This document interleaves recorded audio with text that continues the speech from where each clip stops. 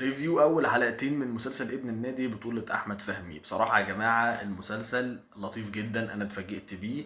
الايقاع بتاعه سريع جدا وفي نفس الوقت هادي، يعني احنا في حلقتين الدنيا اتشقلبت من حوالينا، ولكن في هدوء ما بين الممثلين وهدوء كده في الاحداث بيخليك دايما متحمس عايز تعرف ايه اللي جاي. يعني مش سرعة لدرجة ان انت مش مستوعب، لا انت فاهم الدنيا ماشية ازاي. اداء الممثلين حلو جدا ومناسب جدا ولطيف جدا، مفيش حد عامل كاركتر فج ومفيش حد طالع مثلا بارد مش بيمثل، لا كل الناس شغاله كويس. خصوصا طبعا حاتم صلاح في اول حلقتين عامل شغل جامد، هو ظهر طبعا الحلقه التانية بس كان مشهد بس كان حلو بصراحه.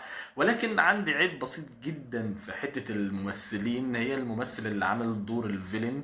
انا اسف طبعا ان انا بعدل او بقول، يعني انا بقول رايي بس مش اكتر. بس يعني اللي بيعمل دور فيلن وخبيث مش لازم يبقى عامل كده.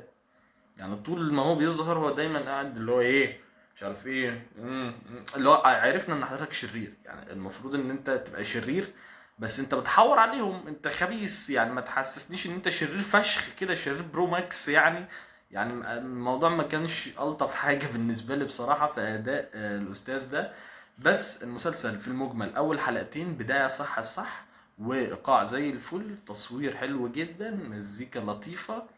سيد رجب صباح الفل، يعني كان نفسي يطول معانا ولكن مش عايز احرق لكم الاحداث يعني. بس بصراحة المسلسل حلو، واول حلقتين في المسلسل انا اديهم تقييم 8 من 10 بصراحة. واتمنى انه يحصل اعمال كده كتير، لان في ناس بتقول انه الاعمال بقى الرياضية وخلاص بقى الحريفة والمطاريد وكل شوية حاجة عن الكورة وكده.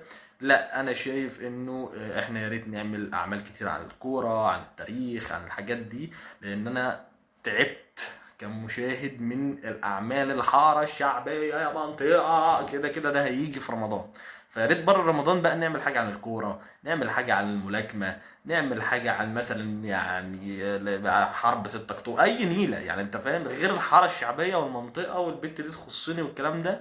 لان الموضوع ده بصراحه بقى يعني اوفر فشخ، يعني مهما اتعمل حلو خلاص تشبعنا منه. فبصراحه مسلسل لطيف ارشحه لكم.